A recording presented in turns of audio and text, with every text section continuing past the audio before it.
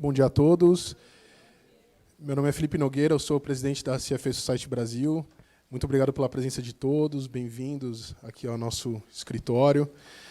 Vou falar, na verdade, é bem rápido, né? O Gustavo vai passar aqui as informações. Muito obrigado pelo interesse de vocês em participar dessa competição. E eu queria desejar uma boa sorte a todos. Eu acho que vai ser uma experiência muito interessante que, com certeza, vocês vão levar para o resto da carreira de vocês. Tem como vocês sabem, né, os ganhadores têm a oportunidade de ir para Nova York, tem uma experiência muito bacana. Eu adoraria ter tido uma oportunidade dessa quando eu estava na faculdade. Então, levem a sério, que com certeza a recompensa lá na frente vai valer todo o esforço. Tá bom? Vou passar aqui para o Gustavo. Obrigado, Felipe. Pessoal, bom dia, bom sábado, obrigado por estarem aqui. A gente tem mais ou menos 25, 30 pessoas, estou vendo aqui professores, alunos aqui no nosso escritório de São Paulo, o pessoal que está na internet também. Bom dia, obrigado por estarem assistindo. Meu nome é Gustavo Moreira, eu sou aqui diretor, sou conselheiro da CFA Society. E dentre minhas responsabilidades estão organizar o CFA Research Challenge. E eu falo com muito orgulho que o nosso CFA Research Challenge Brasil é a maior competição do hemisfério ocidental do CFA. Então, assim, é uma coisa que vocês estão fazendo parte de alguma coisa muito, muito grande, muito impactante. Para os alunos é uma coisa muito bacana. A gente vê que é uma experiência transformadora para vocês. Vocês entram com nível de conhecimento, com nível de experiência X, e vocês saem com nível de experiência muito maior. E o mercado de trabalho reconhece isso. Uma outra coisa que eu gosto de falar também, que está todo mundo começando aqui da mesma base. A gente anunciou qual era a empresa no mesmo dia. Todo mundo vai ter acesso a um mentor, que é um mentor exclusivo das equipes, que é um profissional do mercado financeiro, que a responsabilidade dele é passar a experiência prática para vocês. Eu lembro que o mentor vai ter um limite de 6 horas com vocês, então vocês vão ter que calibrar isso. Vocês não podem gastar essas 6 horas tudo no início, e também você não pode imaginar que o mentor vai dedicar 6 horas na última semana, porque ele tem um trabalho que é bastante demandante, ele é ativo no mercado financeiro, ele tem uma profissão, muitas vezes de 8, 10, 12 horas por dia. Então vocês vão ter que combinar essa alocação de horário com eles. Além disso, vocês têm 10 horas com um professor orientador, que é o Factor Advisor. Também a mesma coisa, vocês precisam calibrar isso. Vocês têm mais ou menos, são 6 semanas daqui até o final da competição. Calibra isso para não sobrar tempo e também não gastar 6 horas na primeira semana. Tá? Essa é a responsabilidade de vocês. Enfim, a gente aproveita bastante, a gente vai dar todo o apoio que puder para vocês. A empresa, o Gabriel Rosenberg, que é de RI, está aqui para explicar a empresa para vocês. Quem está aqui... após a apresentação dele, que vai durar cerca de 45 minutos, vai ter uma sessão de perguntas e respostas. E quem está na internet, assistindo pela internet também, vai poder participar dessa sessão de perguntas e respostas. A gente vai alternar uma pergunta aqui e uma pergunta na internet. Então, todo mundo vai ter a mesma chance. E eu tenho alguns recados aqui. Primeiro, eu quero agradecer toda essa competição. A gente é feita basicamente por voluntários, mas a gente tem 2 pessoas do staff que foram super importantes para viabilizar a competição e vocês vão ter muito contato. A primeira é a Vivian, que está aqui, agradeço de coração, que é um trabalho que demanda muitas horas para organizar tudo isso que está aqui. A Pietra não pôde estar aqui, mas vários de vocês já receberam o e-mail dela, agradeço muito a ela. E a Denise, que também é uma pessoa super importante aqui para a gente, que todos os grandes eventos, a Denise que faz, e funciona direitinho, porque eu sei que ela faz muito bem. Obrigado, Denise, obrigado, Vivian, obrigado, Pietra. Quero agradecer também à empresa, o Gabriel Rosenberg está aqui num sábado, não está ganhando nada, é um voluntário, e ele está aqui pelo propósito, pela filosofia, porque ele acredita que essa é uma experiência transformadora para vocês e que vai ajudar bastante. Então, muito obrigado por disponibilizar seu tempo, disponibilizar o tempo também do staff de RI, que montou essa apresentação que vai ser feita aqui, que vai responder as 3 perguntas. Vocês vão poder enviar 3 perguntas por escrito depois desse evento aqui. Aqui vocês podem perguntar quanto vocês quiserem, não vai entrar na cota dessas 3 perguntas. Depois vocês vão mandar 3 perguntas por escrito e o RI vai responder para vocês, e são perguntas que são perguntas estratégicas, porque vocês vão mandar essas 3 perguntas, só a equipe de vocês vai ter acesso à resposta dessas 3 perguntas. Então, vocês também têm que saber o que vocês vão perguntar aqui e o que vocês vão perguntar lá. Tá? Também não adianta você perguntar uma coisa muito sofisticada. Vocês pretendem adquirir uma empresa? Isso a empresa não pode disponibilizar porque é uma informação privada, super sensível. Então, também tem que ter critério na hora de fazer essas perguntas por escrito.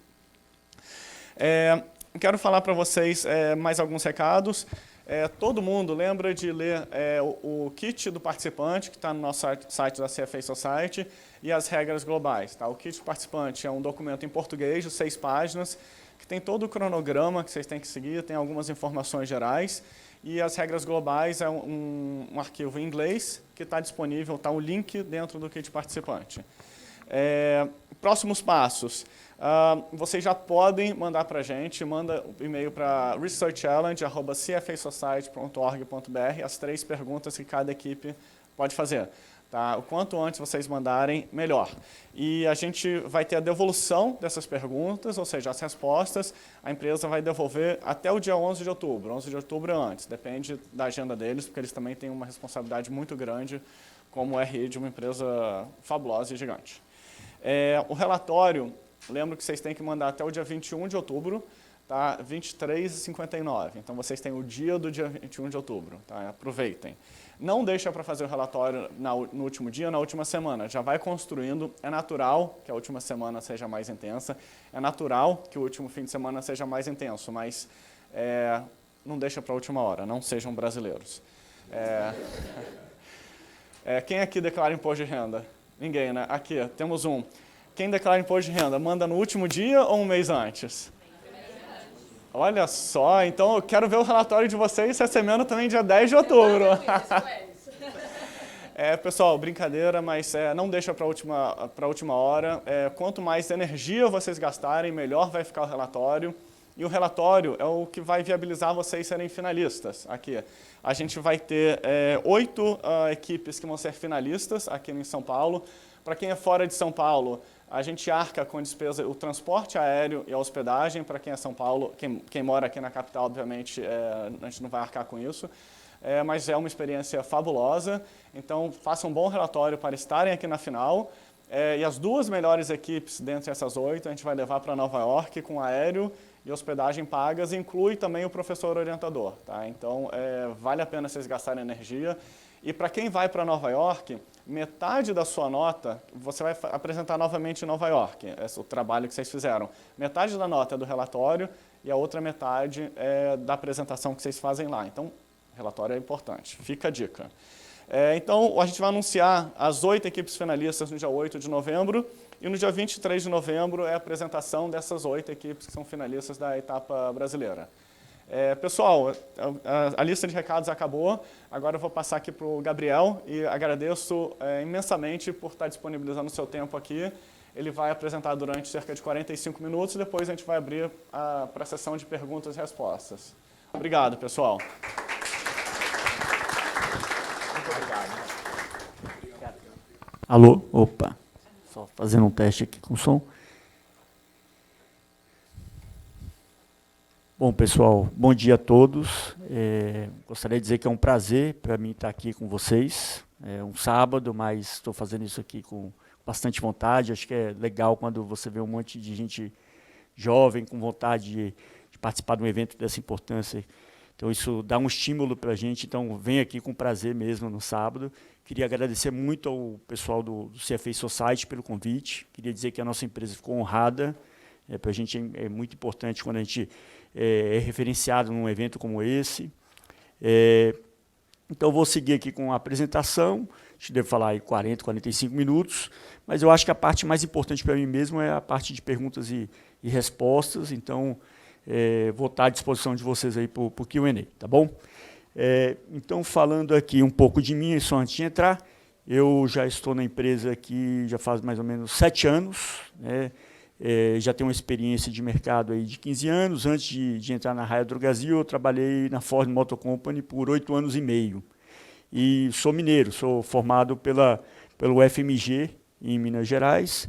em administração e tenho pós-graduação em finanças pelo INSPER e atualmente também estou fazendo um MBA no IES, então voltei a ser estudante também. Tem umas 3 ou 4 semanas aí que eu estou sentindo de novo como é que é o gosto de voltar a ser estudante. Trabalhando é bem difícil, então aproveitem bastante aí, que quando juntar com o trabalho a coisa fica mais dura. Falando da empresa, né? A gente, como empresa aqui, eu acho que é importante. A gente está falando de 2 empresas que, combinadas, têm uma história de quase 200 anos. Raia e Drogasil fizeram a sua fusão em 2011. Raia já tinha quase mais de 100 anos, o Drogasil já tinha 70, 80 anos. Então, é uma história combinada muito grande, né? A gente aqui é AAA pela FIT, acho que é importante mencionar isso. Estamos falando de uma empresa que faturou, nos últimos 12 meses, quase 17 bilhões de reais. Teve um EBITDA de mais de 1 bilhão aqui, 1,2 bi, um lucro líquido de mais de 500 milhões, quase caminhando para 600 milhões, mais de 1.900 lojas em 22 estados do Brasil, que representam 98% do mercado farmacêutico brasileiro. E um market share ainda baixo para um líder, 13% apenas. Ou seja, trata-se de um mercado que tem bastante oportunidade.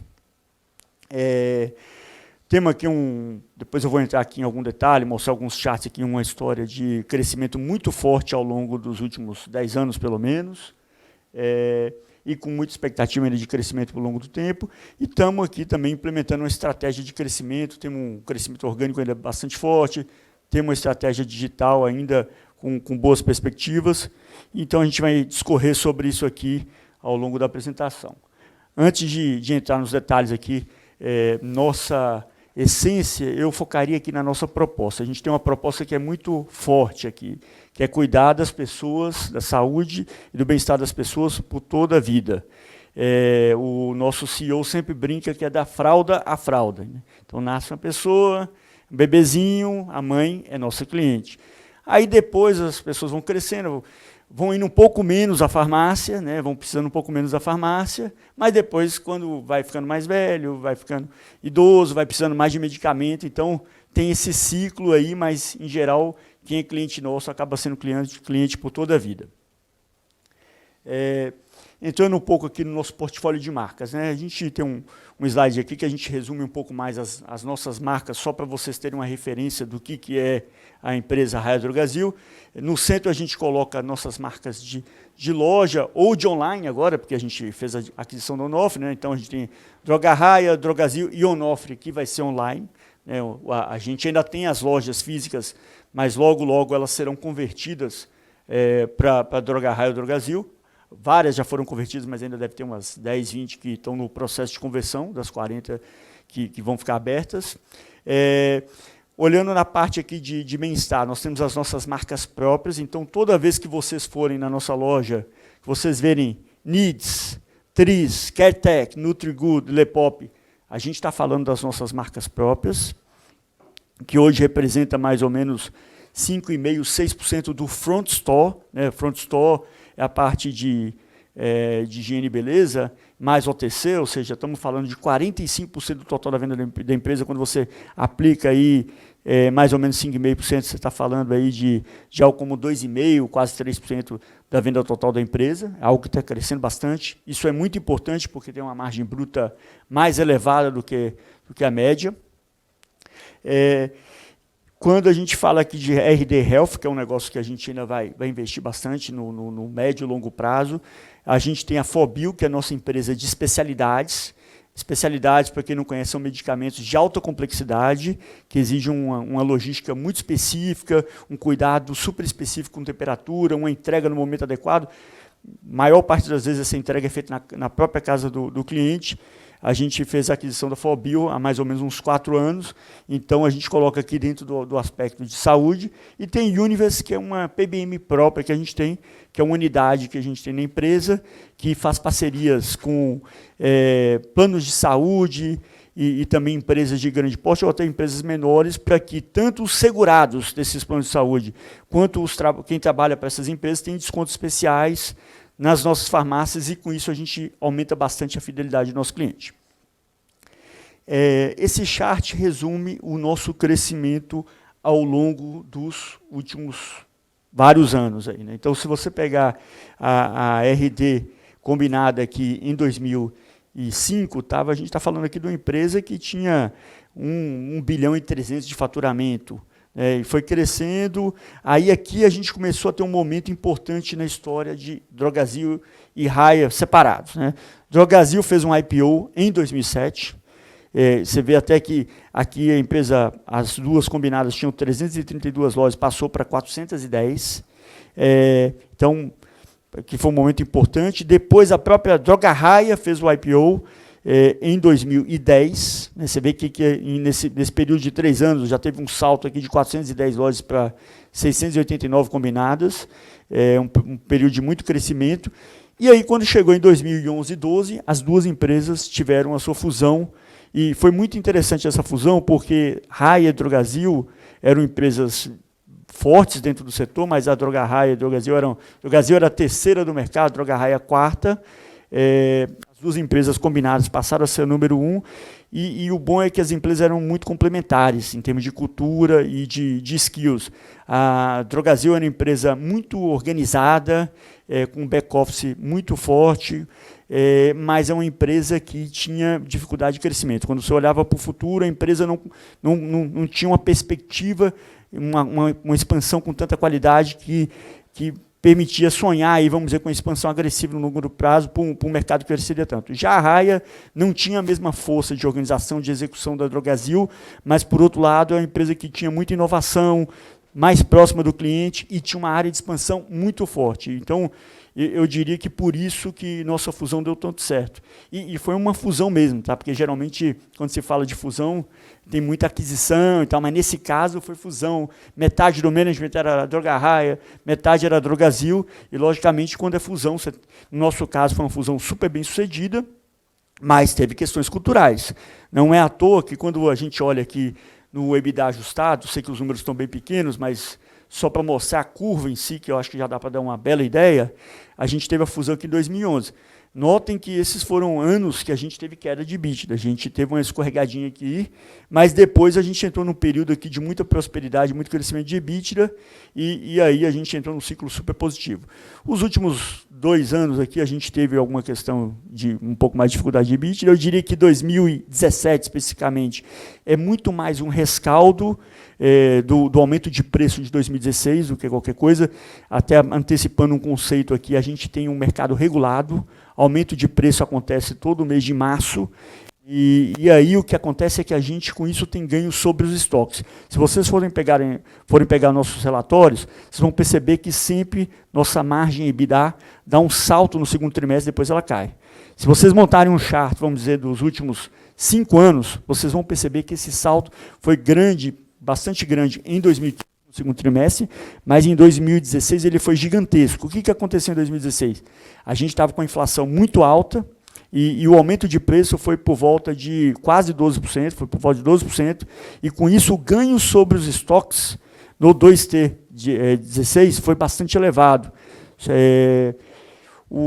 Como é que funciona isso? Então, você, quando chega a partir do 1º de abril, você já vende a mercadoria pelo preço novo, mas aquela mercadoria foi adquirida pelo preço antigo. Então, isso dá uma bela turbinada na margem bruta e, consequentemente, na margem EBITDA. Em 2017, a inflação saiu de 12% de medicamento para mais ou menos 3%, se não me falha a memória. Então, esse turbo que a gente teve no segundo trimestre foi infinitamente menor. Então, isso explica em grande parte a queda de margem aqui no 2017. 2018 foi um ano mais difícil para a gente. Tá? A gente teve um pico de competição, a gente viu tanto um movimento aí de genéricos, um mercado mais agressivo de genéricos, com produtos mais baratos, e também os nossos concorrentes abrindo mais lojas ao longo de 2017, 2016, que acabou impactando bastante 2018, foi um momento um pouco mais difícil, mas, felizmente, a gente está começando a enxergar um ponto de inflexão nesse ambiente competitivo, e a gente está bem otimista que realmente 2018 foi um ano difícil e que agora a gente tem uma visibilidade interessante aí olhando para os próximos anos com perspectiva forte de ganho de share, de rentabilidade, de lucro e tudo. Esse aqui é o ranking do nosso mercado, né, do mercado farmacêutico. A gente tem hoje aqui, pegando o dado de 2018, a gente em primeiro lugar, logo depois a Drogaria São Paulo. Para quem não sabe, Drogaria São Paulo e Pacheco são a mesma empresa. Raia e Drogasil anunciaram a fusão em 2011, em agosto de 2011, acho que 3 de agosto de 2011. No final de agosto de 2011, DPSP também anunciou a sua fusão. Pague Menos é o terceiro player desse mercado, aqui com faturamento de 6,6 bi o ano passado, enquanto a gente tinha 15,5. Aí você tem uma rede grande no Rio Grande do Sul, que é São João, e tem aqui também a Panvel e Extra Farma. Quando a gente fala de varejista, a gente hoje é o 6º maior varejista do Brasil. Eu lembro que eu entrei na empresa em 2012, agosto de 2012, quando a gente olhava um chart como esse, na época a gente era 9º, 11º varejista. Então a gente subiu bastante. Agora tem uma distância aqui, porque o que está na nossa frente, Magazine Luiza, está numa fase excepcional, então não acredito que a gente vai passar eles tão cedo, mas vamos ver, acho que no longo prazo eu sou otimista que a gente vai galgar mais posições aqui nesse ranking de varejistas do Brasil. Essa aqui é a nossa presença geográfica, então a gente tem aqui 1.917 lojas nesse chart. Você vê que São Paulo tem uma grande concentração, 973 lojas. Mas a gente tem uma presença forte aqui em várias regiões. Quando a gente olha a empresa há vários anos atrás, esse mapa era bem mais simples. Tá? Então a gente foi entrando nos mercados de forma bem sucedida, e São Paulo deixou de ser o foco central da nossa expansão. Se a gente pega aqui em 2017, esse chart aqui, se a gente voltasse para 2016, São Paulo chegou a ser 55%, 60% da nossa expansão. Hoje, São Paulo é menos de 30% da nossa expansão. E no futuro vai ser isso ou menos, né? Porque em São Paulo a gente já tem 25% de market share. Então, se a gente abrir loja agressivamente em São Paulo, o nível de canibalização que a gente tem é maior, o retorno marginal ele é mais difícil. Então, a gente tem essa tendência de descentralização. Aqui você pega no restante do Sudeste, a gente tem 9% de share, no Centro-Oeste é uma região que a gente é bem forte, tem 15% de share, e aqui Sul, Nordeste e Norte, tudo com menos de 10% de share, ou seja, tem muita oportunidade nesse negócio ainda. Então, isso é algo que realmente deixa a gente bastante otimista. Aqui uma parte importante do nosso negócio, né, nossos CDs. Hoje a empresa tem 11 CDs, só para dar uma ideia, quando a empresa era muito mais centrada em São Paulo, há uns 8 anos atrás, tanto a Raia e Drogasil, cada empresa tinha um CD só. Então hoje é 11 CDs, ou seja, estamos falando de uma empresa que é nacional mesmo. Tá? A gente está em vias de abrir 2 CDs aqui, né? um CD em Fortaleza e outro em Guarulhos, para suportar a operação de São Paulo, porque são 1.000 lojas, é bastante coisa.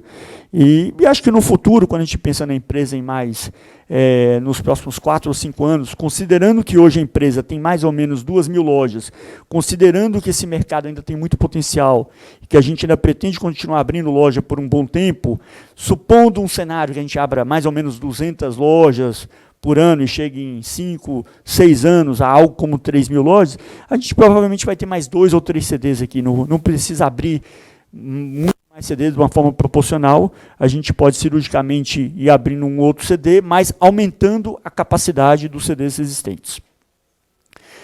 Esse aqui é um ponto bastante importante, essa nossa governança.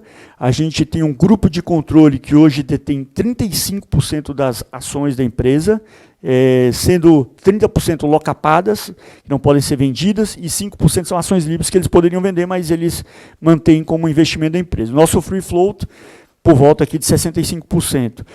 A gente tem um acordo de acionistas que foi firmado em novembro de 2011, né, no momento da fusão, um acordo de acionistas de 10 anos.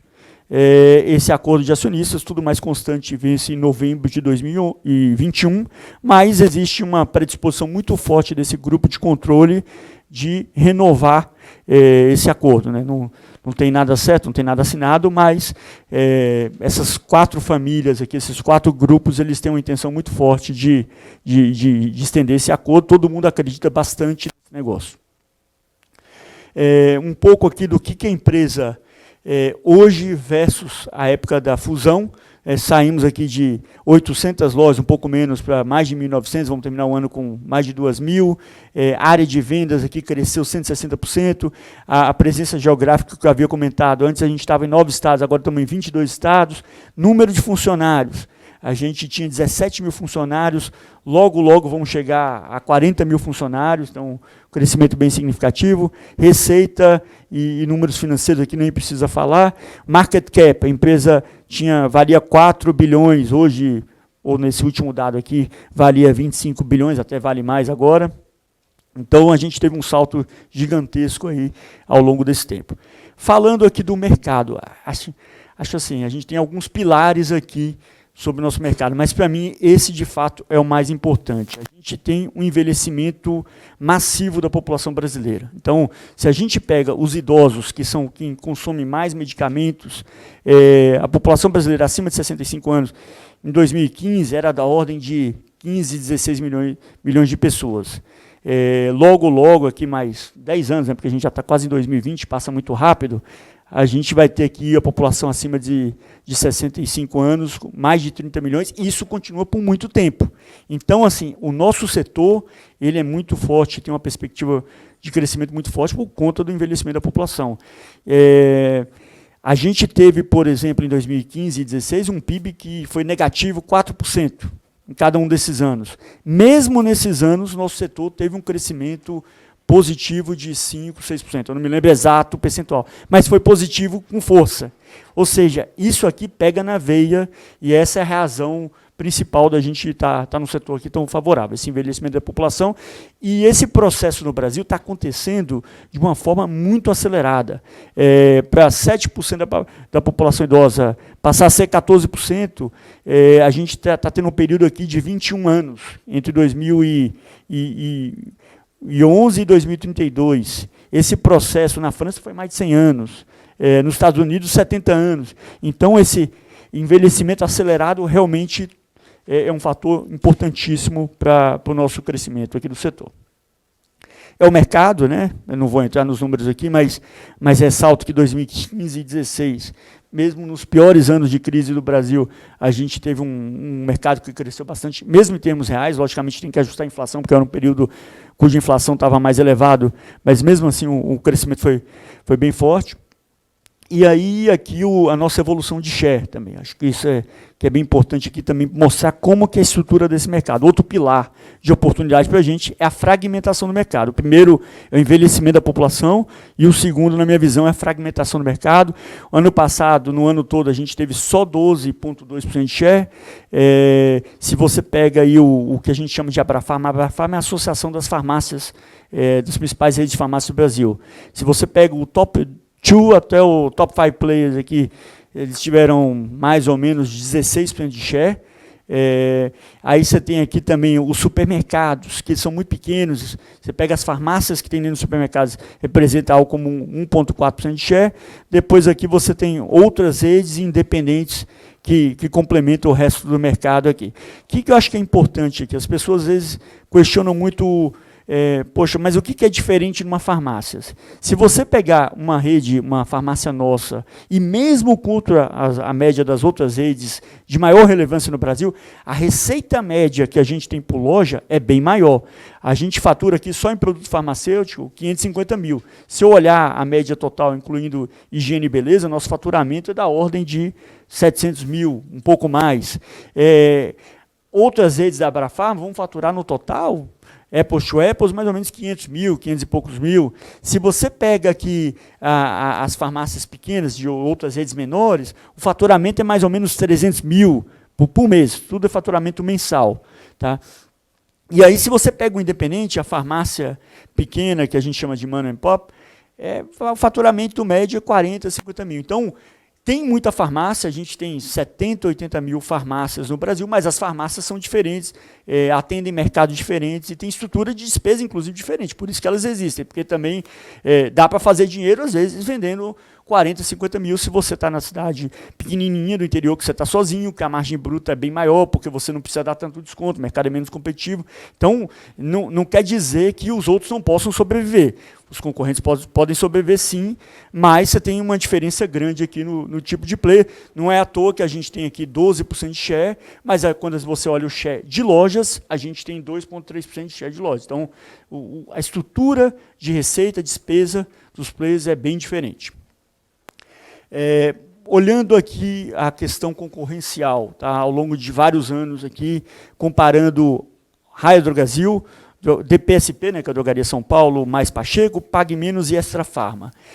Um ponto que eu gosto de salientar aqui nesse slide, acho que, deixando claro, a Drogaria São Paulo é uma baita empresa, tem uma excelente execução, mas a gente teve uma diferenciação gigantesca em relação a eles na parte de expansão ao longo desses 7 anos desde a fusão.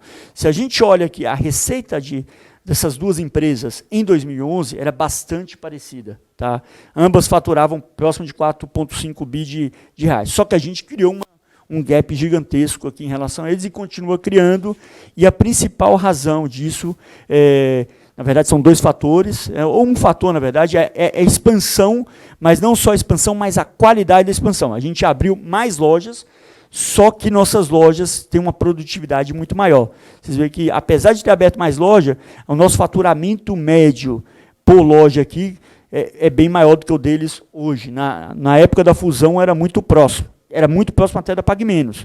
Então, tanto o DPSP quanto o Pague Menos não tiveram a mesma qualidade de expansão que a gente teve. Se vocês me perguntarem qual é a principal vantagem competitiva que a gente tem como empresa ao longo desse tempo e ainda permanece como principal vantagem competitiva, na minha opinião, é a expansão.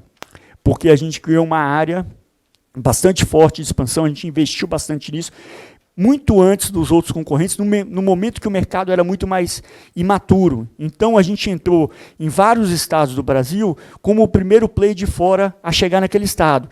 E se você entra no estado, que você é o primeiro player de fora, é muito mais fácil alguém sair, de repente, da Drogaria Pacheco ou da Araújo, que é um excelente competidor, da Panvel, e testar a Droga Raia e, de repente, gostar, e uma parte desses clientes, desses concorrentes, vão migrar para a gente.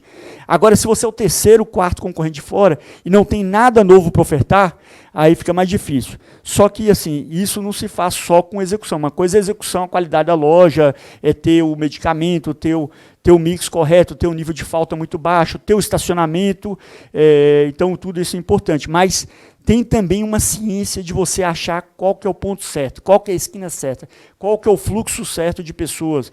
Então, abrir uma farmácia, por exemplo, no local que tem um fluxo muito intenso na parte da manhã, é diferente de abrir no local onde o fluxo é mais intenso à noite, quando as pessoas estão voltando para casa, né, do lado certo da rua.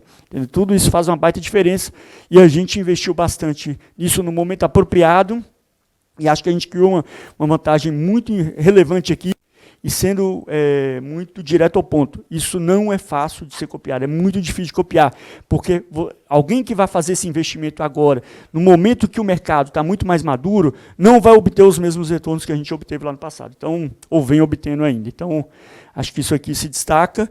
E aí a gente conseguiu aqui abrir uma vantagem competitiva grande em relação aos nossos competidores, em termos de margem também. A gente teve a entrada também do grupo Ultrapar no nosso setor, eles compraram uma rede de farmácias que é Extra Farma, e aqui estão tendo dificuldade. Não é um setor fácil para quem de fora, esse é outro ponto importante. Quem olha o setor, um setor que tem um envelhecimento da população, com crescimento real fragmentado, é um dos poucos segmentos do varejo de larga escala que tem crescimento contratado para os próximos anos, pensa, nossa, esse setor é fácil, mas não é. Todo mundo que entrou nesse setor de fora teve dificuldade. É o caso do Grupo Ultra, é o caso da CVS, que comprou o Onofre e não conseguiu prosperar. Então, é um setor que tem seus desafios. Não é simples. Tá?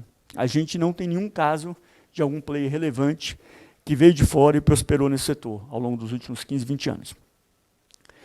Aqui eu vou pular, né? Acho que não precisa entrar aqui, são as margens do período.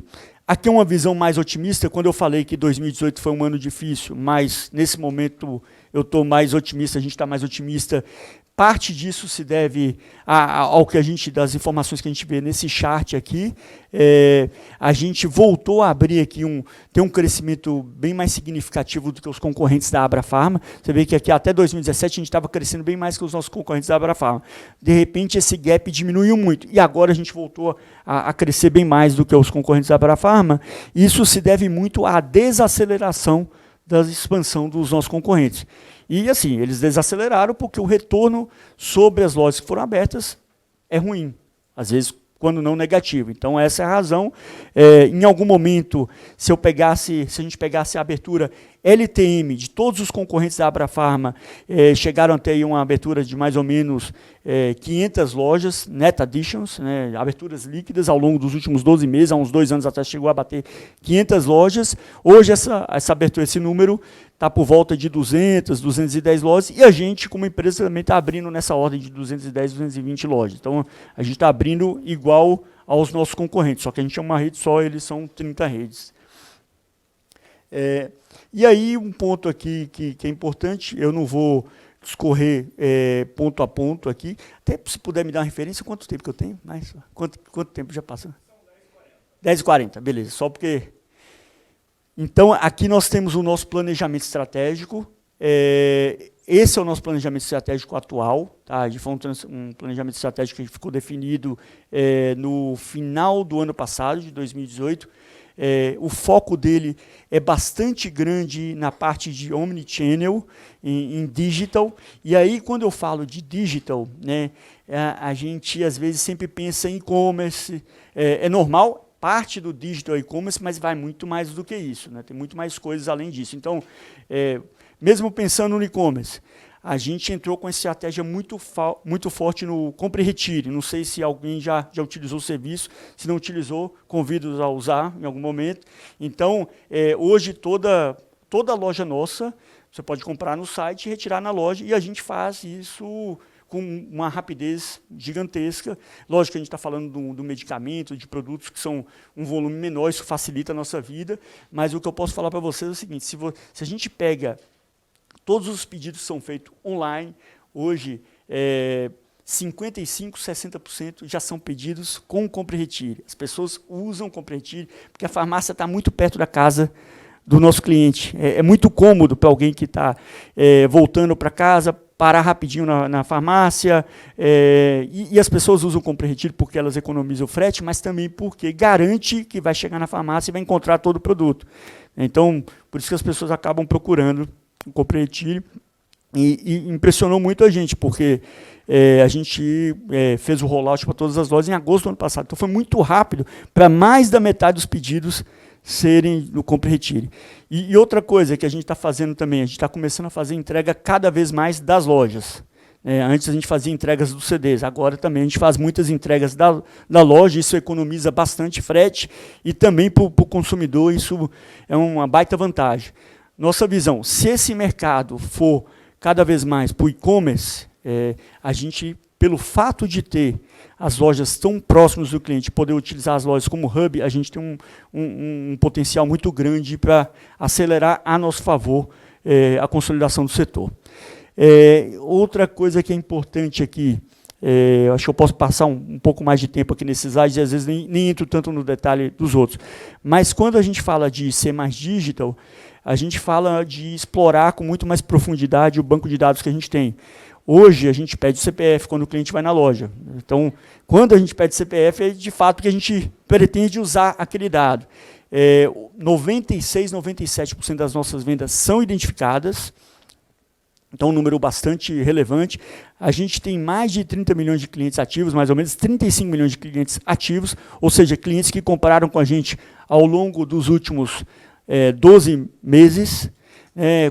Quando você olha dentro desses clientes ativos, tem mais ou menos ali uns 20%, 15% desses clientes que são os clientes, entre aspas, mais valiosos que a gente tem, aqueles que têm mais frequência de compra, que têm um ticket médio mais alto, que representam, grosso modo, 60%, 2/3 da venda. Então, o nosso desafio aqui como empresa é como a gente pode interagir cada vez mais e com mais profundidade com esses clientes, e como a gente pode pegar alguns desses clientes dos concorrentes, né? Entender mais com o padrão de comportamento desse tipo de cliente e trazer cada vez mais para a gente, que são os clientes que realmente geram mais valor.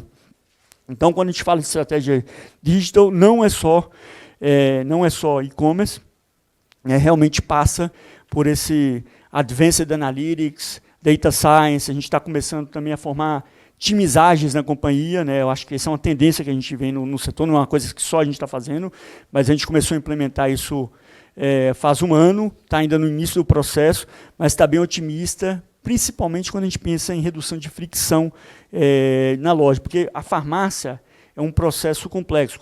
Assim, eu não sei, quem vai na farmácia para comprar 3, 4 medicamentos, tem um antibiótico, às vezes tem uma farmácia popular, é uma venda demorada, e porque tem muitos sistemas de terceiros.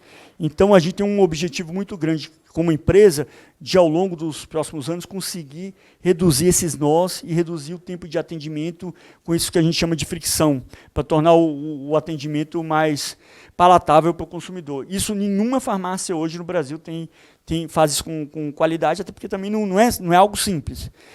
Quem fizer primeiro vai ter uma vantagem competitiva e a gente está investindo bastante nisso.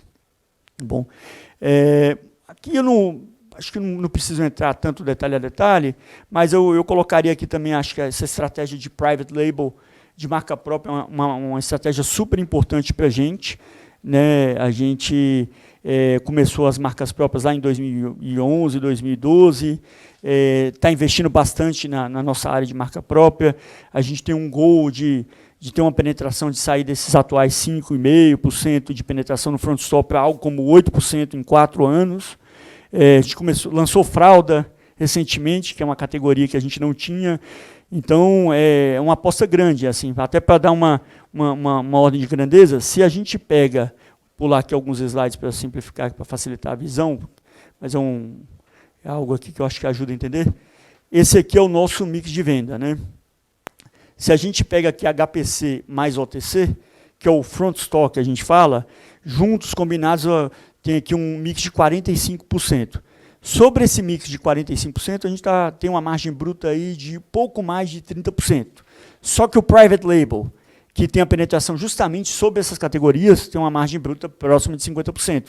Então, para a gente é importante que cada vez nosso private label seja mais sucedido para ir tomando espaço nesse front store com um produto com margem bruta bem maior.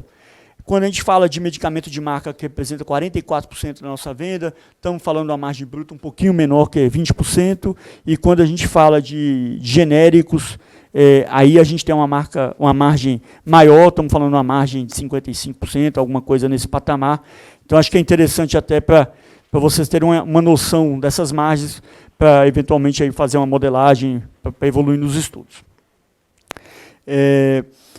E aí, acho que outro slide que eu queria falar aqui, que eu acho que é muito importante também, que eu acho que ajuda a compreender bastante na parte mais numérica da coisa aqui, a gente tem uma visão da nossa abertura de lojas, quando a gente abre uma loja, como é que é esse processo de maturação.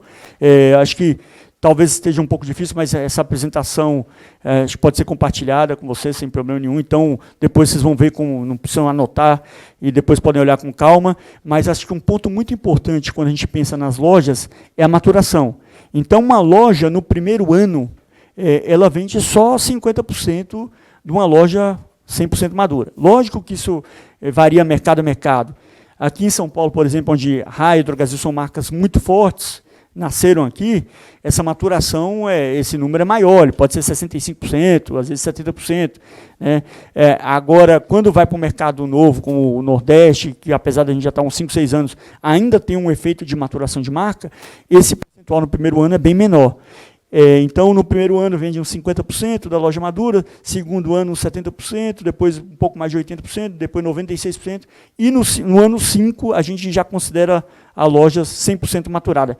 Isso tem um efeito gigantesco na margem de contribuição da loja, tá? Porque o custo da loja, as despesas da loja, elas são fixas no nível de loja, 90% delas. Quando a gente abre a loja, né, o aluguel vai continuar sendo o mesmo. Se eu vender 400 mil, 1 milhão, 2 milhões, o aluguel não vai variar. Pessoas varia. Tá? Pessoas, de repente, a loja que tem 300, 400, que vende 300, 400 mil reais, eu vou ter ali, no primeiro momento, 13, 14 pessoas. Quando ela vender 1 milhão, pode ser que eu tenha 20 pessoas, 25, sei lá. Vai variando. Mas as pessoas que a gente contrata são as pessoas mais na base da carreira. O farmacêutico, que é o mais caro, e o gerente, eu vou ter mais ou menos a mesma quantidade. O gerente é só um. E farmacêutico eu posso ter mais se eu tiver mais turnos, mas se eu não tiver mais turnos, se eu não tiver uma loja 24 horas, esse efeito é mínimo. Então, 90% da despesa da loja é fixa. Então, por isso que você tem uma alavancagem operacional gigantesca com a maturação da loja. Então, a título de exemplo, se a gente pegasse hoje o nosso EBITDA, que é em ordem de grandeza por volta de 8%, né, nossa margem de EBITDA, se a gente parasse de abrir loja por 3, 4 anos, deixasse o nosso portfólio de lojas maturar, nossa margem de EBITDA melhoraria 1,5%. Acho que esse dado é importante. Então, um efeito grande que a gente tem aí realmente é de maturação. Mas para a gente, dado que tem uma oportunidade muito grande de crescimento no longo prazo, é importante para a gente, ao longo dos próximos anos, continuar abrindo loja, desde que elas tenham um retorno marginal interessante, que é o caso, por um bom tempo, porque apesar de eu estar penalizando a minha margem no curto prazo, eu estou gerando bastante valor, porque vai dominando o mercado e no longo prazo a gente tende a ter um lucro, um EBITDA e um ROIC bem melhor. Bom, pessoal, eu acho que, assim, eu poderia até falar mais coisas, mas eu prefiro abrir esse tempo aqui para perguntas e respostas, acho que vai ser mais interessante para vocês.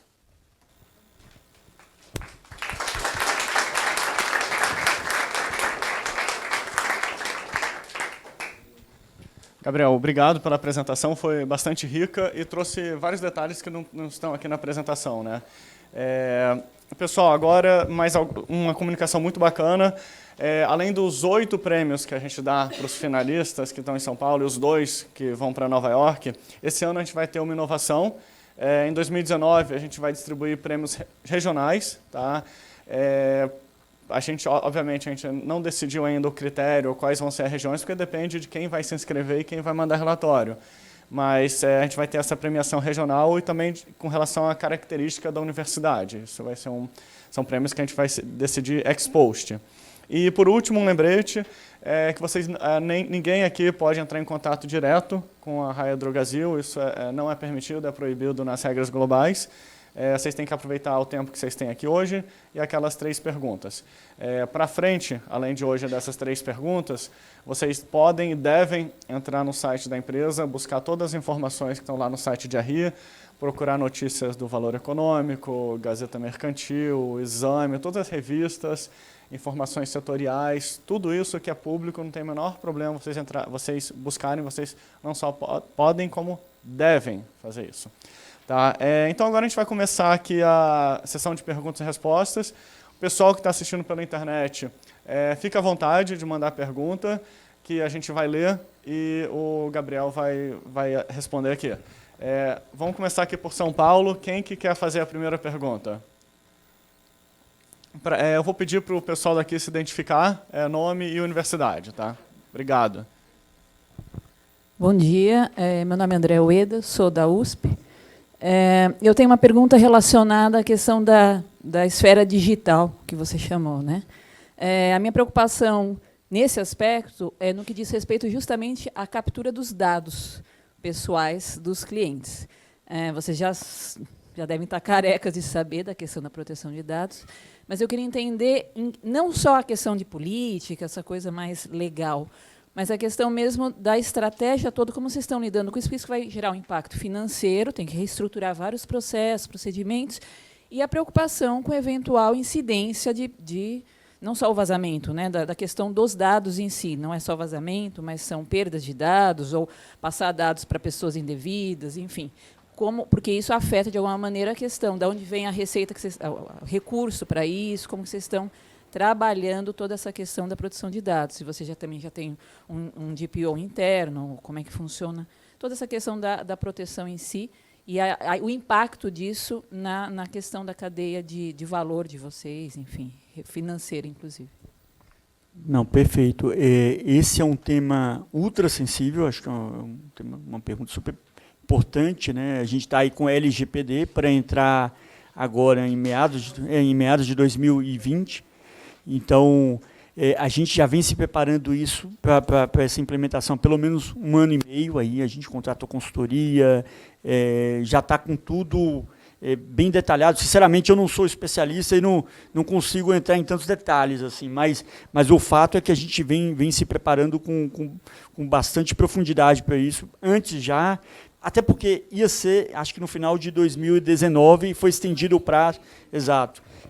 Mas existe todo um processo que vai ser trabalhoso ao longo dos próximos meses, de aceite, de concordância dos clientes. Então, a gente já organizou tudo, e em algum momento a gente vai passar isso para o cliente, porque o cliente basicamente vai concordar. Assim, se ele quiser, né, de repente, receber promoção, ter o dado estudado pelas empresas, ele vai ter que concordar com que esses dados sejam utilizados pela empresa. Então, a empresa vai ter que ser muito transparente com o cliente para poder acessar esses dados. E se a gente não pegar essa concordância e usar indevidamente os dados, as multas são gigantescas, milhões, dezenas de milhões. Então, é algo bastante sério que a gente está olhando bastante.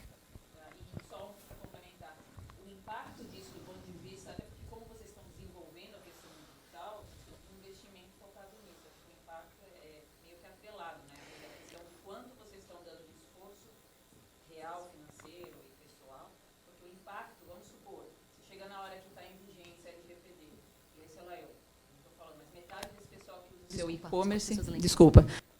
Metade do pessoal que usa o seu e-commerce começa a não querer mais usar ou está com medo, porque vai ocorrer uma onda meio de doideira com esse negócio quando entrar em vigor ali, porque já está vindo uma onda meio de pressão. Ah, olha, os seus dados estão lá, sabe quem está usando, como está usando. Então, só por uma preocupação assim da estratégia em si, da questão só de olhar financeiro nisso. Não, a estratégia realmente ela tem que ser muito bem montada no processo de captura do concurso do cliente. A gente tem que ser muito transparente e tem que ter isso muito bem montado, porque a gente não pode falhar aqui. Assim, tipo, e a preocupação maior que eu tenho não é nem com o e-commerce, porque o e-commerce, dentro das farmácias, o percentual ainda é muito baixo. O nosso e-commerce, ele, com o Onofre agora, ele é mais ou menos 2,5% da venda total. A preocupação maior que a gente tem que ter uma ultra preocupação com as duas são válidas, mas quando a gente pensa em valor, realmente é o processo na loja ser muito bem feito para que a gente tenha a concordância dos nossos clientes e possa, assim, utilizar os dados, porque se a gente fizer qualquer besteira, entre aspas, aí cometer qualquer equívoco, aí sim a gente está sujeito a ter mais problemas. Mas estamos bastante cautelosos, sim. Estamos olhando com bastante afinco isso aí. Eu vou ler aqui uma...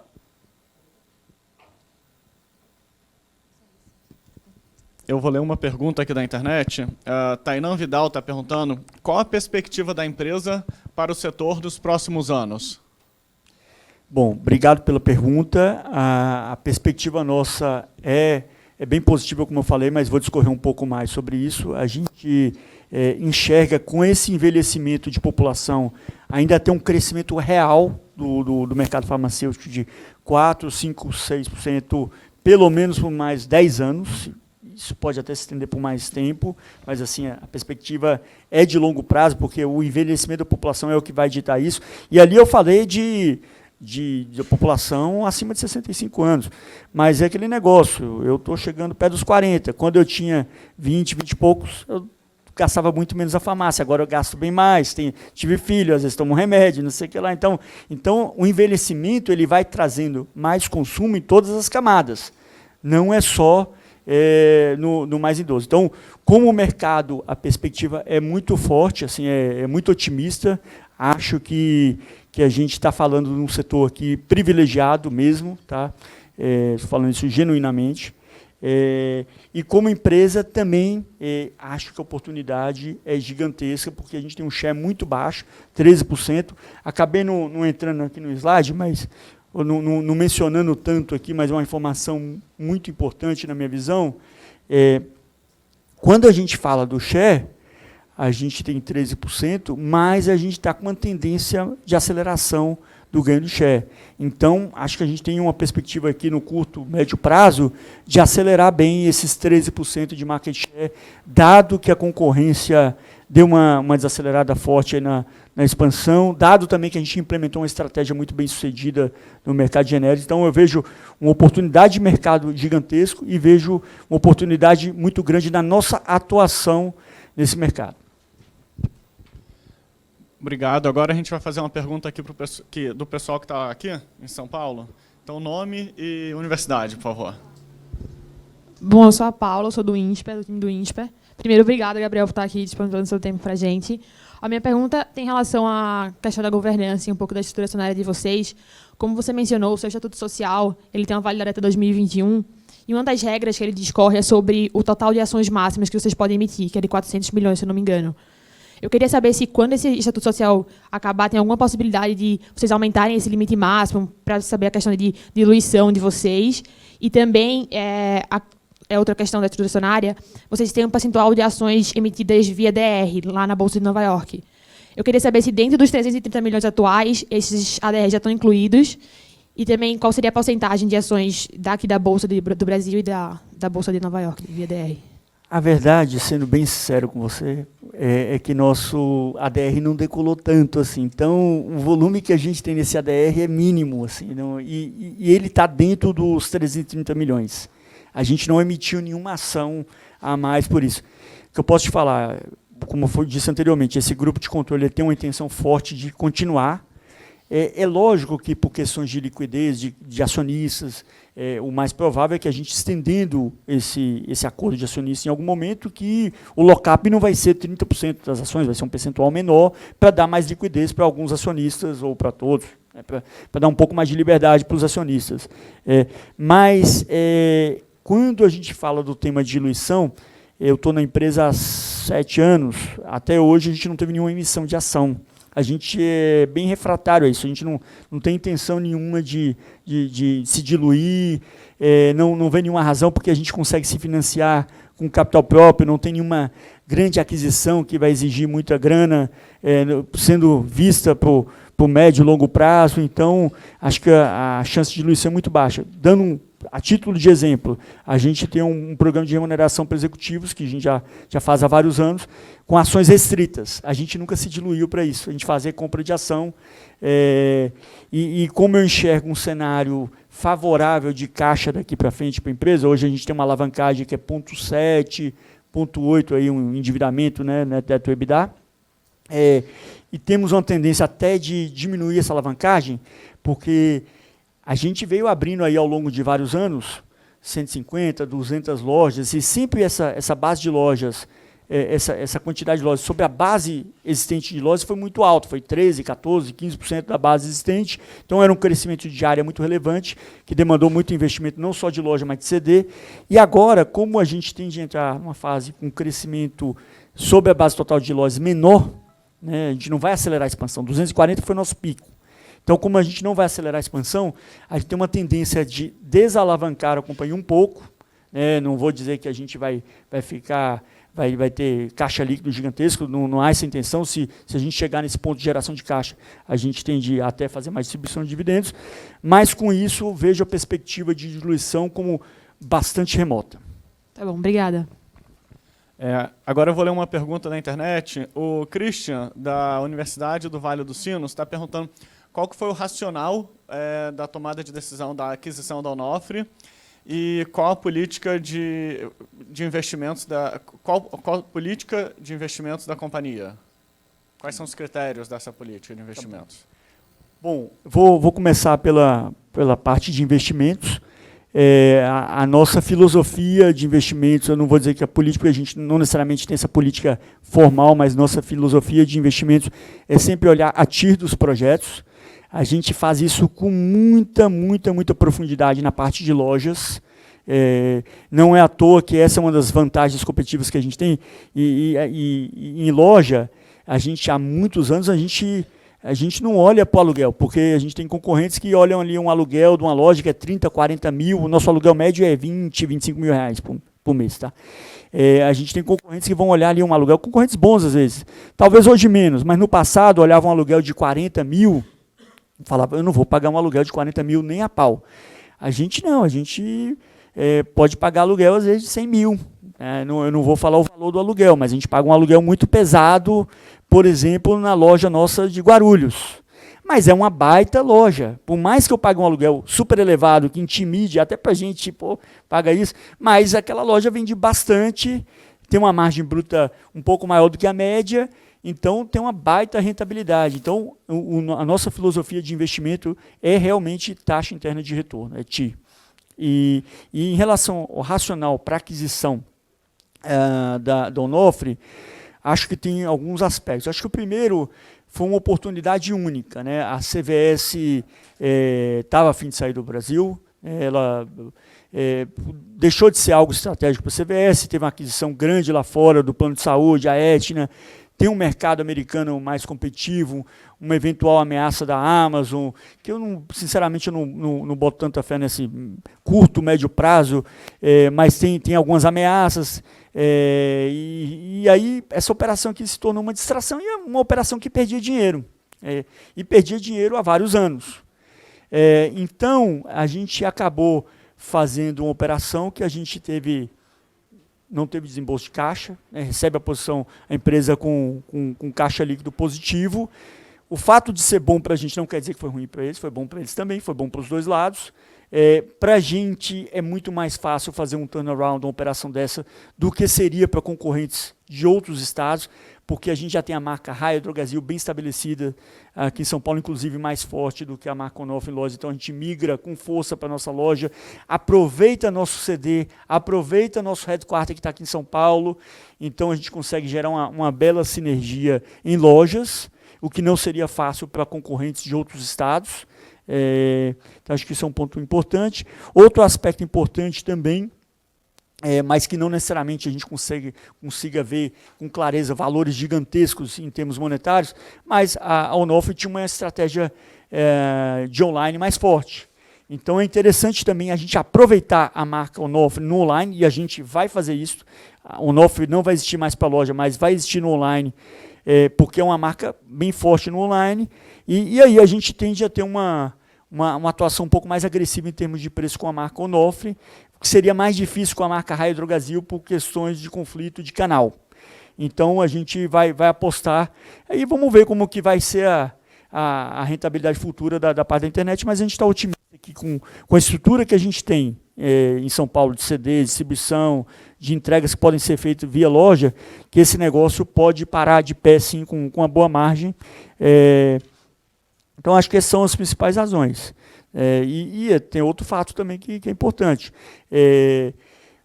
Se a gente não tivesse adquirido a Onofre e, de repente, um outro competidor tivesse adquirido, para a gente poderia ser uma vida difícil, porque quando alguém abre uma loja do lado de uma Raia ou Drogasil, eu posso até dizer que aquela loja do concorrente não vai dar uma TI boa, que vai ter TI negativa e que vai dar prejuízo.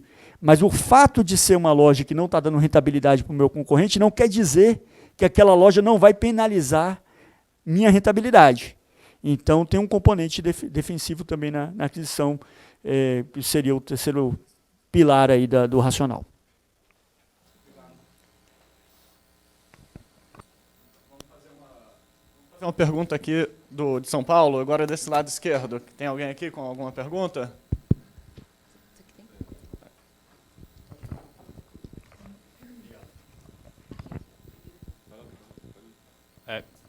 Bom dia. Você falou que quando a gente é mais jovem, nasce, a gente utiliza mais a farmácia e depois acaba utilizando menos, e aí quando fica mais velho acaba utilizando mais de novo. Então, eu imagino que seja um pouco mais difícil de fidelizar esse público mais jovem que não utiliza tanta farmácia. Você tem alguma estratégia diferente da utilização de dados das pessoas para tentar fidelizar esse público mais jovem, ou somente essa estratégia? Sim, a gente tem segmentação. É lógico que, né, quando a gente faz essa segmentação de clientes, a gente tem nossos focos. Então, os nossos clusters principais de cliente que a gente tem muito o idoso, né, ou o doente crônico, né, a pessoa que é crônico, paciente crônico, não necessariamente é idoso, mas a gente é mais o crônico, aquele que compra com recorrência. A gente tem também a mãe, né, a mãe ou os pais de primeira viagem, que acabaram de ter um filho, também é um cluster importante. E aí você já está num segmento intermediário, é quando, entre aspas, esse jovem começa a gastar um pouco mais com farmácia de novo. E tem também um público que é importante para a gente, que é a mulher que compra higiene e beleza. Então, esses são os 3 principais clusters. Assim, a gente tem que fazer escolhas na vida. Lógico que a gente vai gastar mais tempo com esse tipo de cliente, para entender o comportamento desse cliente e para ser mais assertivo nas promoções para esse tipo de cliente. Agora, quando a gente lança um compre e retire, quando a gente dá um salto no nosso aplicativo, que nem a gente está fazendo agora, a gente também está visando não só esses clusters que eu falei, mas também pessoas mais jovens. Porque alguém que vai na internet e de repente, acaba descobrindo lá que tem um aplicativo da Raia Drogasil, compara o nosso aplicativo dos concorrentes, vê que o aplicativo funciona, é super funcional com o Compre e Retire, é uma forma grande também de atrair esse público. Mas é inegável que os direcionamentos, os esforços são maiores para clusters que têm maior impacto. Tá bom, agora uma pergunta aqui desse lado esquerdo. Tem alguém? Oi, Gabriel, mais uma vez, obrigado pelo seu tempo. Eu sou Rafael do INSPER. Em 2018, vocês tiveram uma despesa que vocês denominaram como outros, de 548 milhões, mais ou menos. E quando você quebra isso, você vê que uma parte é frete, uma parte é publicidade e propaganda, outra parte é taxa de administração de cartão, mais ou menos. Você tem como, em termos de porcentagem, trazer um breakdown de o que é cada uma dessas despesas? Principalmente em termos de logística, se tiver, tá. E se existe uma tendência de manter essas porcentagens no passado, em termos de histórico. Isso você viu no ITR? Isso. Tá. Só para passar uma ordem de grandeza para vocês, assim, eu acabo tendo os números mais ou menos frescos na minha cabeça, porque além de RI eu faço o planejamento também, então eu cuido do orçamento da empresa. Então, se eu não souber dos números, eu tenho um problema. A empresa me demite. Mas vamos lá. Se a gente pega a nossa estrutura de despesa, com números mais direcionais, eu não vou falar do amount, mas vou falar mais de percentuais e depois pegar isso e aplicar. Tá? A gente tem aí as despesas mais ou menos arredondando entre 21% e 22% da receita bruta. Né?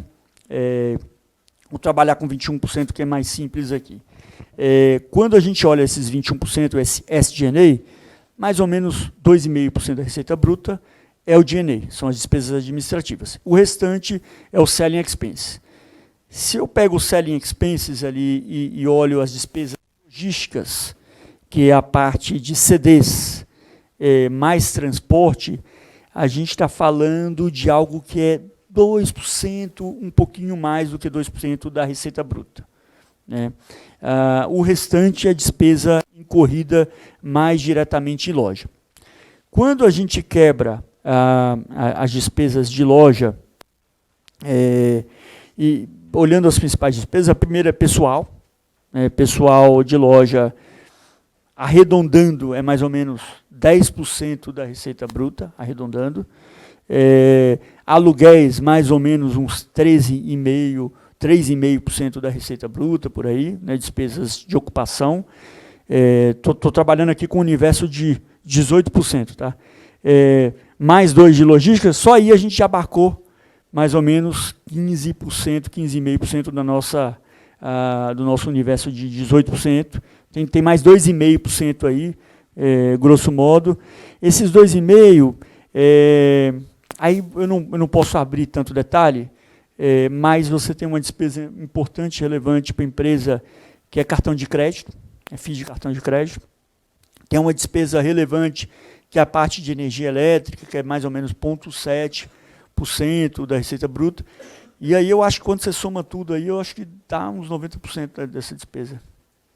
Fala.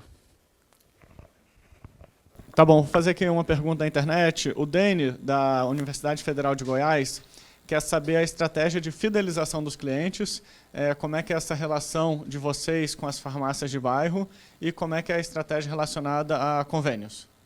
Beleza. Bom, na estratégia de fidelização, a gente tem bastante convênio. Convênio é um dos pilares da nossa estratégia. Eu não tenho certeza agora, mas eu acho que a gente tem uma parceria, por exemplo, em Goiânia com a Unimed de lá. Se não tiver com a Unimed de Goiânia, tem com várias Unimeds em várias cidades do Brasil. Então, isso é um dos pilares da nossa estratégia de fidelização. Quem conduz isso é a nossa PBM, que eu tinha mencionado anteriormente, que é a Universe, né? Esse é um dos pilares da estratégia. Agora, a gente tem várias outras formas de fidelizar o cliente. Então, às vezes com coisas mais básicas, que outras farmácias fazem bastante hoje, mas que no passado não faziam tanto.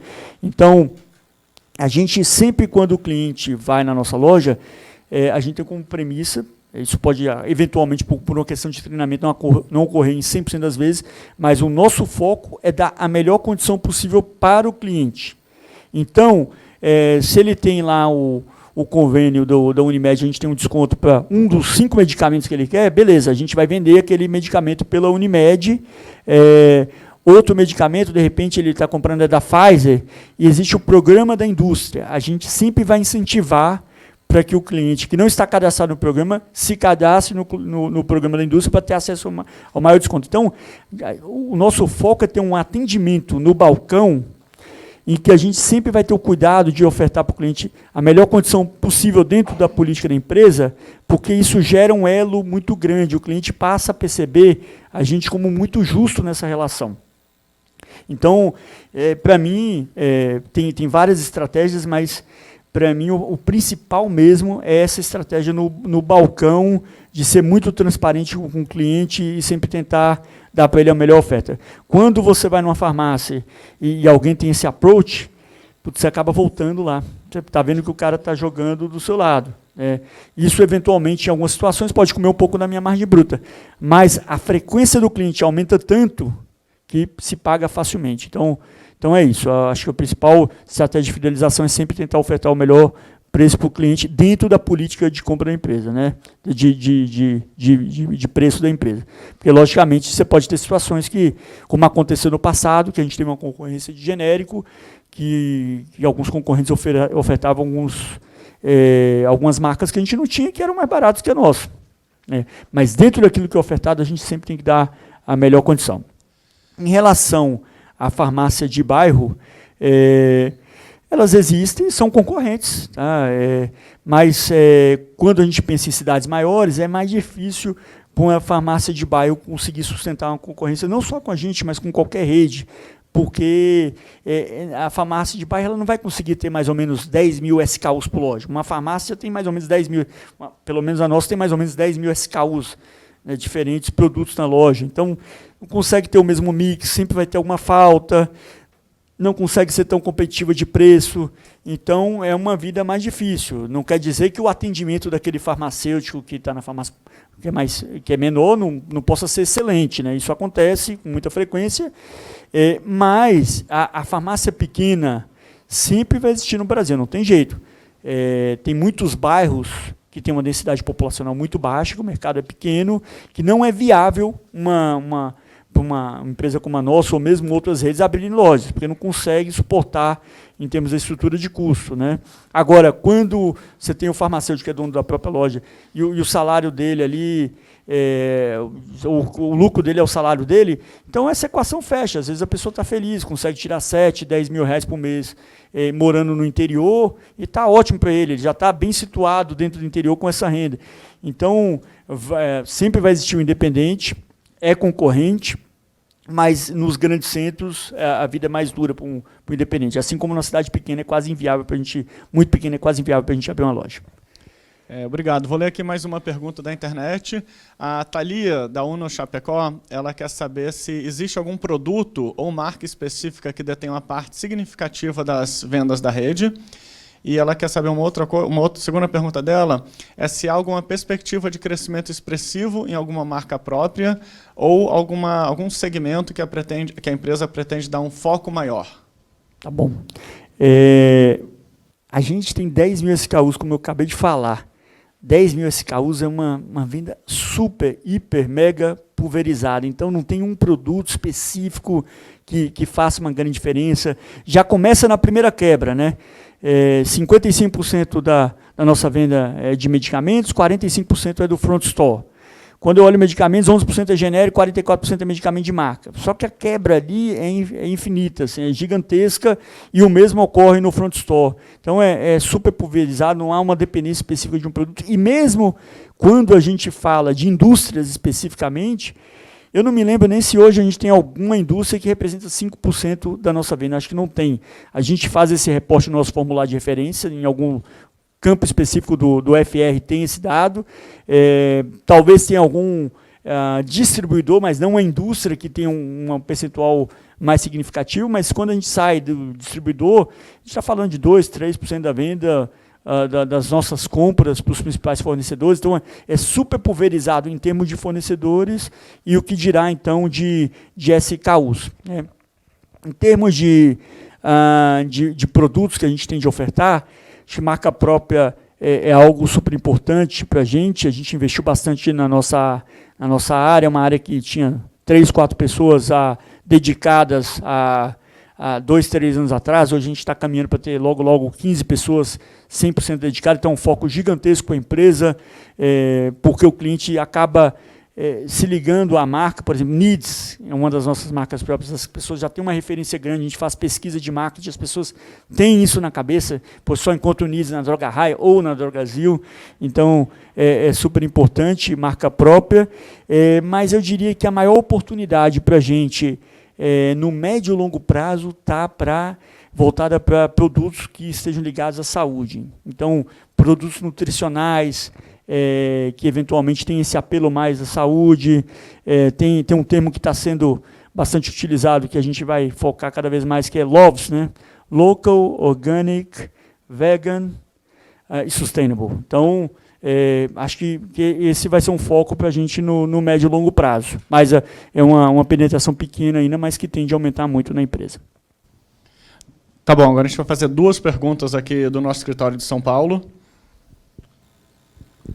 Bom dia, meu nome é Lucas, eu falo em nome da Universidade da FAAP.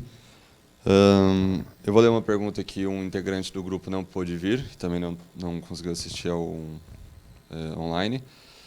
Se a IFRS impactará os resultados, se daria para explicar a previsão de impacto prevista sobre a...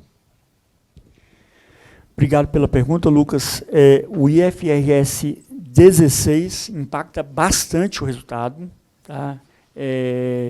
Mas a gente decidiu, como empresa, continuar reportando no método antigo também. Reporta no IFRS 16, mas reporta no método antigo também. Nosso entendimento é que o IFRS 16, da forma como ele está colocado, não mostra para o nosso setor o ganho real, a geração de caixa real para a empresa, porque a gente aumenta artificialmente o nosso EBITDA. Assim, se eu fosse resumir em uma palavra só, o que acontece, desculpa, em poucas frases aqui, o que acontece é que a gente, no IFRS 16, os aluguéis, ao invés de ser considerado uma despesa na cabeça, os 3,5% sobre a receita bruta que eu comentei, ele passa a ser capitalizado. A gente pega o fluxo de aluguéis que a gente vai ter ao longo dos próximos 5, 10 anos para um determinado contrato, joga no balanço como ativo e começa a diferir isso ao longo de vários anos. Com isso, o nosso EBITDA ele sai de 8% para 11,5%, e a nossa depreciação muda, o lucro líquido é impactado de alguma forma, no curto prazo é um pouco mais negativo, piora um pouco, mas assim, a gente não enxerga valor no IFRS 16 do ponto de vista de análise financeiro, temos que lidar com ele, vamos reportar o IFRS 16, mas por hora a gente decidiu manter os estándares anteriores também, o IAS 17, justamente para que todo mundo tenha um acompanhamento daquilo que a gente entende como sendo real. Bom dia, Gabriel. Meu nome é Ana, sou da FIPECAF. Como você falou um pouquinho no começo da apresentação, que o setor farmacêutico é um setor bem regulamentado, tanto pelo governo, pelas as associações. Eu queria que você explicasse um pouquinho mais quais dessas regulamentações atingem mais o modelo de negócio de vocês e como vocês lidam com isso. Realmente tem muita regulamentação, e é para tudo, né? Quando a gente pensa em termos do resultado financeiro, o primeiro que eu falei é do controle de preços de medicamentos, que é aquele que eu como financeiro acabo pensando sempre, né? aquela mentalidade da análise financeira ali, mas existe uma série de questões. Então, por exemplo, abrir a loja. Quando a gente abre a loja, a gente precisa de dezenas de licenças. A gente precisa de licença da Anvisa, da Covisa local. Também você pode sempre ter alguém indo verificar na farmácia se existe alguma questão que não está sendo operada ali da forma adequada do ponto de vista sanitário. Então, tem uma exigência muito grande, tanto nas lojas de licença, nos CDs, há muito controle de temperatura, porque você tem que ter ar-condicionado em muitos CDs, dependendo da temperatura em algumas regiões. Então, isso gera custos também, mas, lógico, é importante para que você tenha um produto ali com a qualidade adequada para o cliente. Isso, a gente é regulado de cabo a rabo aí, então o que não falta é regulamentação, mas são importantes, né? A gente está falando tem outro que eu acho que é super importante, que nem todo mundo segue, mas que é muito importante para a gente. Por lei, uma farmácia para operar deve ter o farmacêutico disponível, um farmacêutico na loja, em todo momento que a loja está aberta. A gente segue à risca isso, tanto é que se vocês olharem no nosso release, lá na primeira página a gente mostra o número de farmacêuticos por loja, e vocês vão encontrar lá um número que é 3,5 farmacêuticos por loja na média, é um número bastante elevado, mas isso não é uma prática 100% do mercado. Então, quando a gente fala de redes menores e independentes, muitas vezes alguns desses se mantêm de pé justamente por não seguir essa prática, porque o farmacêutico é o funcionário mais caro na loja. Então, quando alguém não segue a prática, ele consegue ter um custo um pouco menor e consegue manter de pé. Então, é obrigatório, mas não quer dizer que a regra é seguida pelo mercado todo. Mas a gente é a favor da regra, como empresa, só para deixar claro.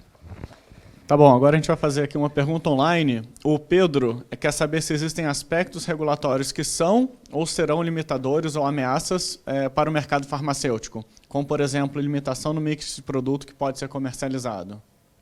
Não vejo nenhum limitador, nenhuma grande ameaça para o setor em termos do que pode vir, do que pode ser regulamentado e pode impedir crescimento. Eu acho que as principais regulamentações elas já estão colocadas. E aqui, aproveitando a pergunta, que pode ser que alguns de vocês tenham essa dúvida, farmácia pode vender comida também, tá? Hoje em dia. Não podia, ou não era muito claro isso há 6, 7 anos atrás, mas já tem uns 4 ou 5 anos que pode, existe decisão do STF, e quando você entra na Droga Raia ou na Drogazil e não encontra um sanduíche, um sorvetinho e tal, é por uma decisão própria, não é por um consenso de regulamentação. Então, as farmácias hoje até estão mais liberadas para vender mais coisas do que estavam há anos atrás, mas aí cada um vai ter sua decisão. Então, a gente tem concorrentes fortíssimos que têm um mix diferente, por exemplo, Araújo em Belo Horizonte. Eles vendem de tudo, vendem ração para cachorro, vende sorvete, vende pão, e é um belíssimo player, tem uma operação excelente, mas a gente tem que fazer escolhas na vida, e a gente decidiu por ter um foco mesmo em saúde e beleza, até porque se a gente tirar algum produto nosso, ou se a gente for vender qualquer coisa adicional, comida e tal, a gente vai ter que tirar algum produto, tem que ver o que vai gerar mais valor. E esse mercado já é bem servido, né?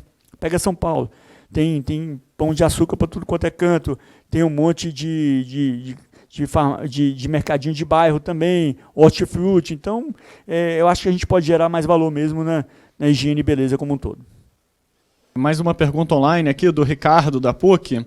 Ele pergunta como é que é o relacionamento da empresa com seus fornecedores e como lidar esse poder de barganha que a Raia Drogasil tem com esses fornecedores.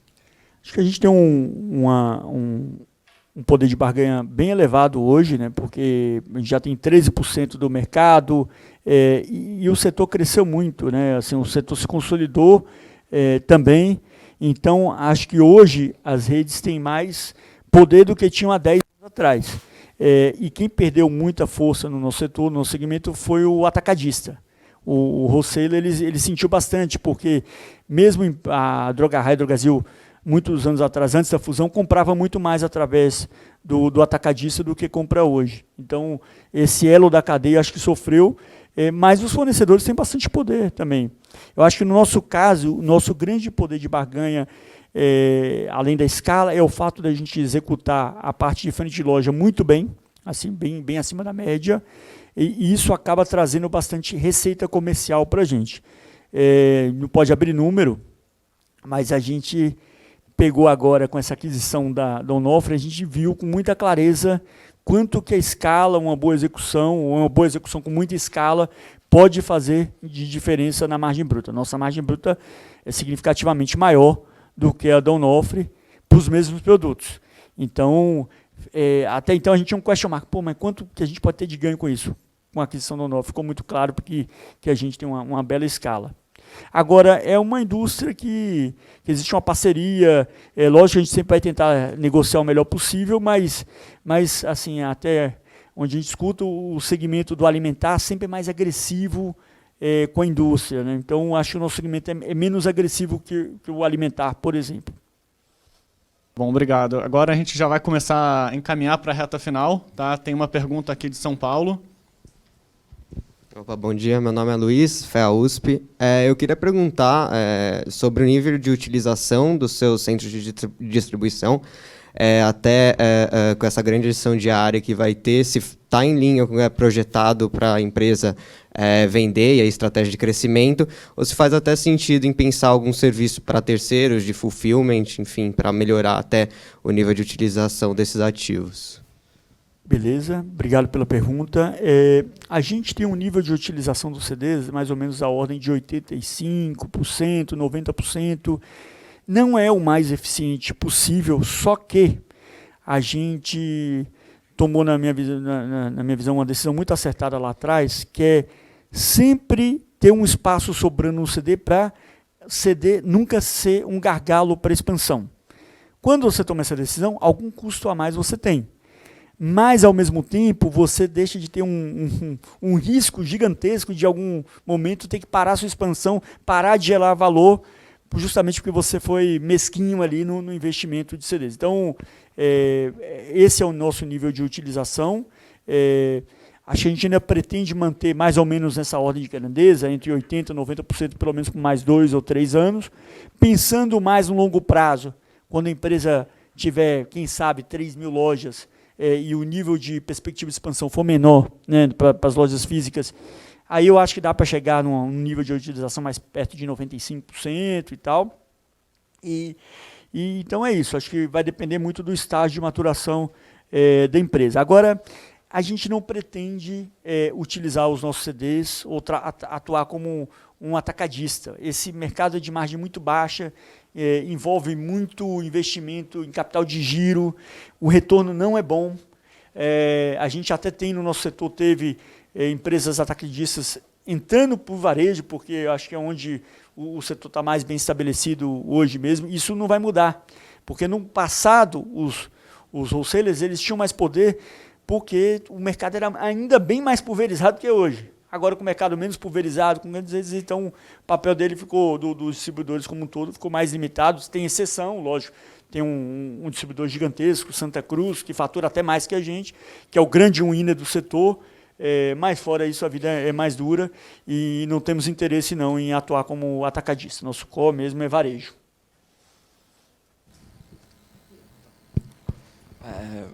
Boa tarde, obrigado de novo por estar aqui representando a Raia. Eu queria perguntar, referente ao processo de expansão de vocês, que vocês estão tentando entrar com maior força no Norte, estão pensando em já estão entrando na Amazônia. A gente queria saber mais, no Amazonas, a gente queria saber mais qual seria a pressão de margem referente a essa entrada, já que tem toda a despesa do frete aéreo, não é algo tão core na expansão como vocês tinham. Basicamente isso. Beleza. Cara, a gente tem uma situação hoje, olhando mais big picture, não entrando no detalhe, depois eu vou entrando um pouco mais top-down, mas a gente tem uma situação hoje que eu acho que tá bem equilibrada para a empresa, é que se eu pegar hoje a margem EBITDA das lojas operadas em São Paulo, com a média do país, São Paulo é um pouco melhor, não é tão melhor do que o resto.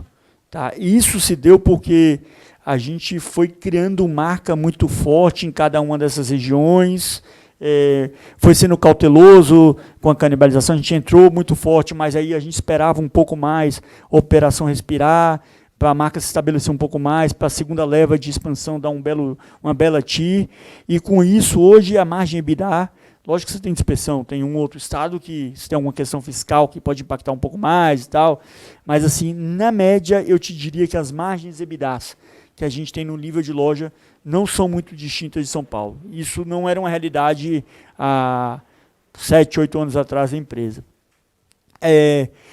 Manaus vai ter um impacto negativo na nossa margem?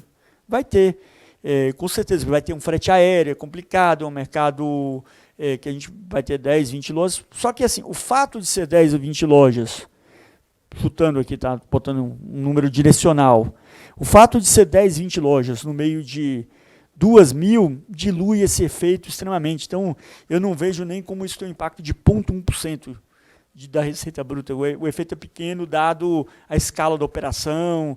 E no norte, em algum momento, a gente vai ter que tomar uma decisão. Pode ser que em algum momento, dado que a gente está entrando muito bem no Pará, a gente vai ter um CD lá. Eu acho que é bem provável. Você fala em 3 anos, acho que a chance da gente ter que ter um CD no Pará é grande, e isso no longo prazo acaba equilibrando as margens. Mas hoje o Pará, a título de exemplo, que é onde a gente está mais distante, entre aspas, a margem é muito boa. A gente entrou com operação muito boa, encontrou um mercado bem favorável para a gente pular. Teve um concorrente importante, que é a Brasil Pharma, que quebrou. Tinha uma marca muito forte que chama Big Bang, tinha um reloginho mesmo do Big Bang lá.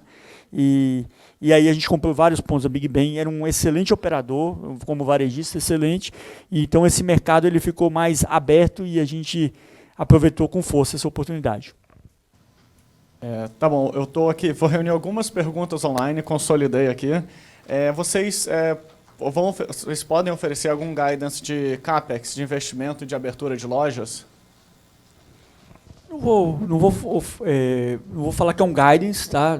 Mas eu posso dar uma visão de ordem de grandeza para um direcionamento para quem faz uma análise. Então, deixando claro que não é um guidance.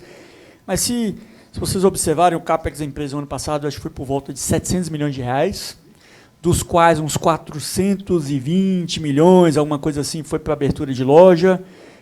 A gente teve uma abertura de um CD, né? Na verdade, vai ter o CD aqui de Guarulhos, que a gente abre agora em agosto, que é um CD que custou para a gente por volta de 120 milhões de reais, dos quais 60 milhões foram incorridos no ano passado. Então, a gente teve um pico de CAPEX aqui, 700 milhões, muito em função desse CD, esse ano e o ano passado. Esse ano deve ser por volta disso também, 700 milhões de reais, direcionalmente. Mas a gente está otimista em relação ao CAPEX. A gente acha que o CAPEX nominalmente é igual ou até um pouco menor daqui para frente, nos próximos anos, no curto prazo, porque mesmo que a gente venha a manter uma abertura de lojas por volta de 240 lojas, a gente está olhando para algumas alternativas para reduzir um pouco do CAPEX por loja, não vai ter repetição desse CD, a gente está sendo ainda mais crica internamente para ser eficiente com o CAPEX, então, inclusive, essa é uma das razões que me faz otimista, não sei se é a palavra certa, otimista, ou me faz otimista, sim, é a palavra certa quando eu penso em termos de geração de free cash flow. E me faz vislumbrar que a alavancagem da empresa tende a ser até menor.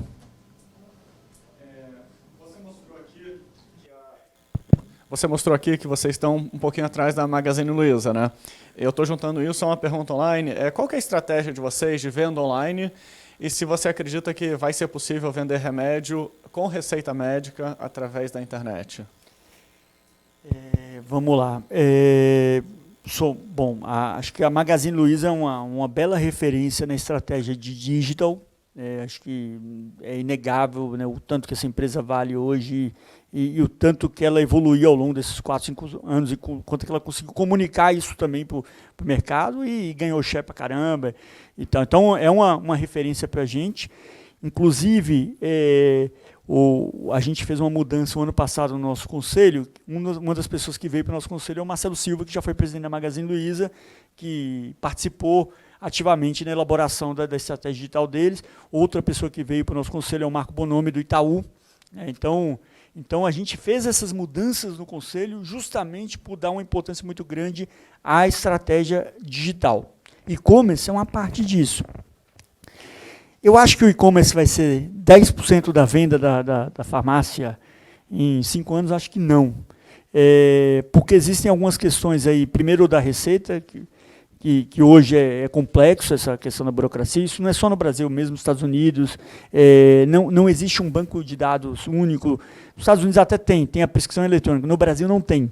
Se você tiver a prescrição eletrônica, facilita muito a vida. Mas a gente não tem a prescrição eletrônica no Brasil e, sinceramente, nem vai ter no curto prazo, nem no médio prazo. E tem dúvida se no longo prazo. Porque nos Estados Unidos essa prescrição eletrônica existe porque quem paga pelo medicamento é o plano de saúde. E o plano de saúde, como pagador, ele força os médicos a emitirem a prescrição via eletrônica. Aqui no Brasil vai convencer os... Então isso é um fator que dificulta muito essa compra online, com a prescrição eletrônica. Vejo uma dificuldade de penetração aqui. Mas, sim, o digital e o e-commerce vai crescer bastante, mas a loja física vai continuar sendo muito importante nesse negócio, seja por conta das questões burocráticas da prescrição, seja pelo fato da gente estar muito perto do cliente. Tá? A gente está muito perto do cliente mesmo. Um dado que eu não dei aqui, mas botando em número aqui mais redondo, se a gente pegar um raio de 1,5 quilômetro, mais ou menos, a gente está perto aí de 80%, 85% da classe A brasileira. Se eu pego classe A e B, estamos aí a 70%, 75%. Então, a gente está muito perto, é muito cômodo para o cliente e é uma loja que a gente tenta ter uma experiência boa de compra. Então, isso é uma barreira, de certa forma, para o e-commerce, e não é só Brasil. Né? Se a gente olhar na Inglaterra, nos Estados Unidos, esse não é o setor que o e-commerce não prosperou muito por hora. Tá, agora para a gente finalizar, você vê algum risco de competição de vendas de medicamentos em supermercados? Quando a gente fala do supermercado, hoje existe um risco maior para o OTC, que é a aspirina, que é esse medicamento que está na parte da frente da loja. Existe uma discussão hoje, existe uma demanda da Associação de Supermercados, porque que existe uma lei que entra em vigência aí, permitindo eles venderem nas gôndolas deles o OTC. A gente acha que hoje o risco disso acontecer, pensando no nosso ponto de vista, é maior do que no passado. Agora, a gente não acha que necessariamente esse risco é uma ameaça gigantesca para a gente, que deixa a gente numa situação terrível, nem nada. Porque, primeiro, a gente está falando de uma categoria, OTC, a gente reporta lá 19% da venda total.